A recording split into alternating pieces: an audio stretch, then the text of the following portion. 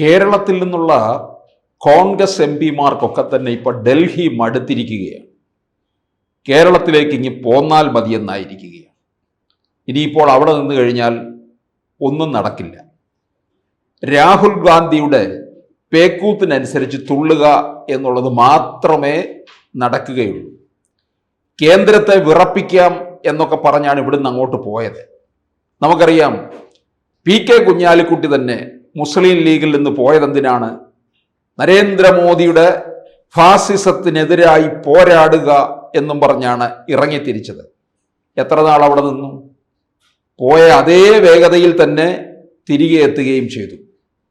ഇങ്ങനെ MP-മാരൊക്കെ തിരിച്ച് MLA-മാരായിട്ട് വരണമെന്നുള്ള ആഗ്രഹത്തോടുകൂടി ഇവിടെ വന്ന് മത്സരിക്കുകയും ഒക്കെ ചെയ്തു കഴിയുമ്പോൾ അവർ MLA പദവിയിൽ വിജയിക്കുകയാണെന്നുണ്ടെങ്കിൽ പിന്നീട് ആ MP സ്ഥാനത്ത് ഒരു ഉപതെരഞ്ഞെടുപ്പിലേക്ക് പോവുകയാണ്. അത് ചിലപ്പോൾ ഭീമമായ പണച്ചെലവിനിടയാക്കുകയാണ്.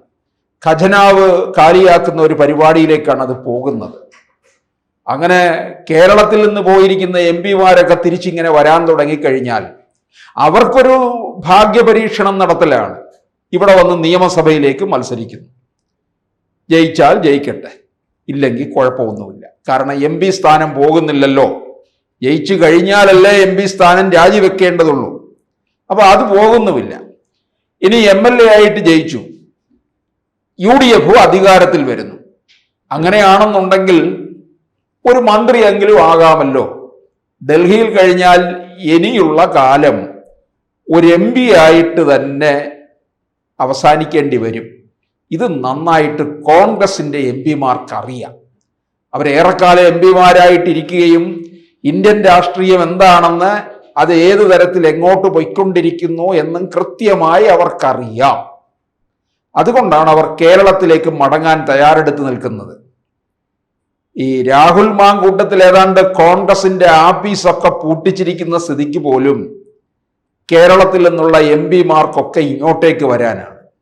അവർക്ക് പ്രശ്നമില്ല. ഞാൻ നേരത്തെ പറഞ്ഞതുപോലെ നിയമസഭയിൽ മത്സരിക്കുക, ഒത്തുകിട്ടിയാൽ മന്ത്രി, പിന്നീട് മുൻ മന്ത്രി എന്നുള്ള പേരിൽ തന്നെ അറിയപ്പെടാമല്ലോ.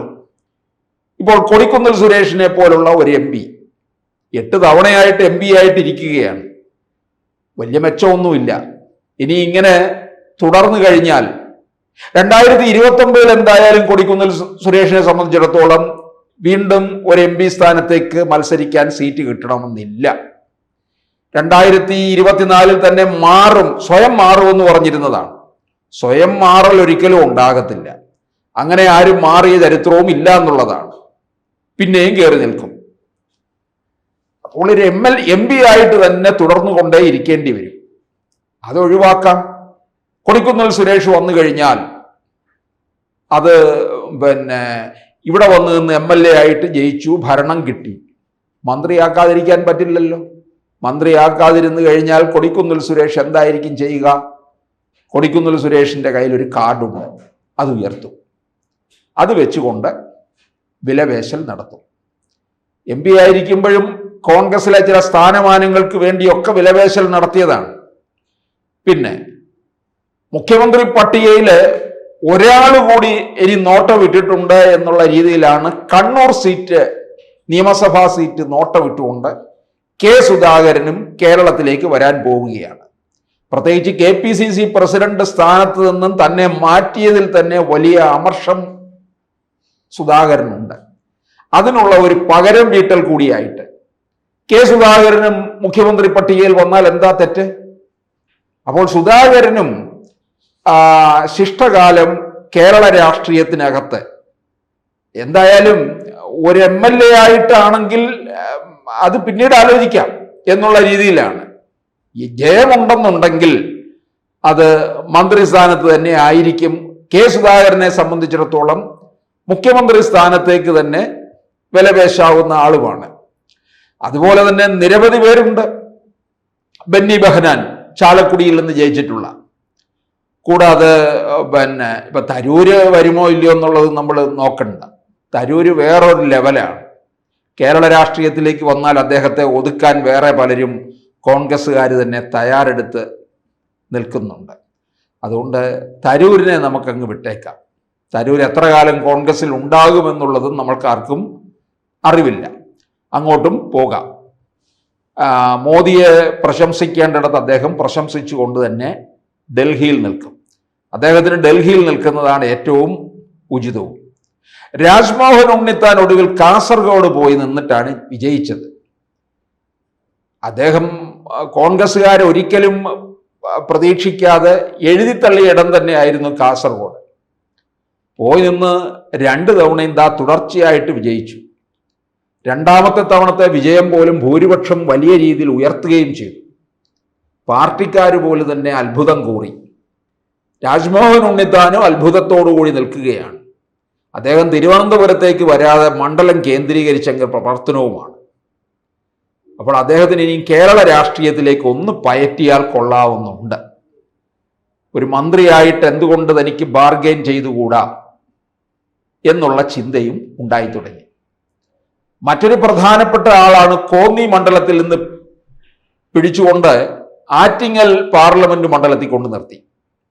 ആറ്റിങ്ങൽ മണ്ഡലം നമുക്കറിയാം, അത് അടൂർ പ്രകാശിലൂടെയാണ് അവിടെ പിടിച്ചെടുത്തത്. അടൂർ പ്രകാശ് 2024 മത്സരിക്കണം എന്ന് യാതൊരു താല്പര്യവും കാണിച്ചതല്ല. മത്സര രംഗത്ത് വന്നു, വീണ്ടും ഉണ്ട്. ജയിക്കണ്ട എന്ന് കരുതിയാൽ വോട്ടർമാര് ജയിപ്പിച്ച് വിട്ടു എന്ന് പറഞ്ഞാൽ മതിയല്ലോ. അങ്ങനെ അടൂർ പ്രകാശും കേരള രാഷ്ട്രീയത്തിലേക്ക് വന്നു കഴിഞ്ഞാൽ കോന്നി അവർക്ക് തിരിച്ചു പിടിക്കാമെന്നൊരു പ്രതീക്ഷയുണ്ട്. അടൂർ പ്രകാശും കെ മുരളീധരനും പോയി കഴിഞ്ഞപ്പോഴാണ് 2 മണ്ഡലങ്ങൾ CPM-ന്റെ കയ്യിലേക്ക് പോയത്. ഒന്ന് വട്ടിയൂർക്കാവും മറ്റൊന്ന് കോന്നി മണ്ഡലവുമാണ്. അടൂർ പ്രകാശിനെ സംബന്ധിച്ചിടത്തോളം ഇപ്പോൾ അദ്ദേഹം UDF-ന്റെ കൺവീനറാണ്. ശരിക്കും ഈ ഡൽഹിയിൽ പോയിരിക്കുന്ന MP-മാരിൽ തിരിച്ചു വരേണ്ട ഒരു പ്രധാനിയാണ് അടൂർ പ്രകാശ്. അതൊരു ഈഴവ പ്രാതിനിധ്യം കൂടിയാണ്. ഈഴവ പ്രാതിനിധ്യം വേണ്ടത്ര തരത്തിൽ ഇല്ല എന്ന് പൊതുവേ ഒരു പരക്കെ പരാതിയുണ്ട്. പ്രത്യേകിച്ച് വെള്ളാപ്പള്ളി നടേശൻ തന്നെ അതിശക്തമായിട്ട് UDF-ന് നേരെ വിരൽ ചൂണ്ടുന്നത് ഈ ഒരൊറ്റ കാര്യത്തിന് വേണ്ടിയിട്ടാണ്. മലപ്പുറത്തിന് കൊടുക്കുന്ന പ്രാധാന്യം ഈഴവ സമുദായത്തിന് യാതൊരു പ്രാതിനിധ്യവുമില്ല. അതിനോടൊപ്പം തന്നെ MLA പദവിയിലോ ഒന്നും തന്നെ വേണ്ട തരത്തിലുള്ള കാര്യങ്ങളൊന്നും ലഭിക്കുന്നില്ല. ഇപ്പൊ തൃപ്പൂണിത്തറയിൽ തന്നെ കെ ബാബുവാണ്. അടുത്ത തവണ കെ ബാബു മത്സര രംഗത്തേക്ക് അങ്ങനെ കടന്നു വരില്ല. അപ്പോൾ അവിടെ കൊടുക്കുന്നത് വേറെ ആർക്കെങ്കിലും ആയിരിക്കും. ഈഴവ സമുദായത്തിന് തന്നെ കൊടുക്കണമെന്നുമില്ല. അപ്പൊ ഇതൊക്കെ ചൂണ്ടിക്കാട്ടുമ്പോൾ ഈഴവ പ്രാതിനിധ്യ ഉറപ്പ് വരുത്തുന്നതിന് വേണ്ടി അടൂർ പ്രകാശിനെ ഒരു പക്ഷേ തിരിച്ചു കൊണ്ടുവന്നെന്നിരിക്കും. ഈ ഹൈക്കമാൻഡ് ഇതിനൊന്നും അംഗീകാരം കൊടുത്തിട്ടില്ലെന്നുള്ളതാണ്.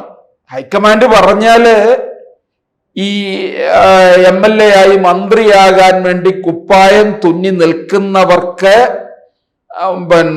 അവിടുന്ന് ഇങ്ങോട്ട് വരാൻ പറ്റുകയുള്ളൂ. പക്ഷെ ഈ പറഞ്ഞവരൊക്കെ തന്നെ എന്തായാലും ഇവിടെ വന്ന് MLA ആയി വിജയിച്ചു കഴിഞ്ഞാൽ മന്ത്രിയായേ പറ്റുകയുള്ളൂ. കൊടിക്കുന്നിലായാലും ബെന്നി ബെഹനാനായാലും രാജ്മോഹൻ ഉണ്ണിത്താനും അടൂർ പ്രകാശും ഒക്കെ തന്നെ.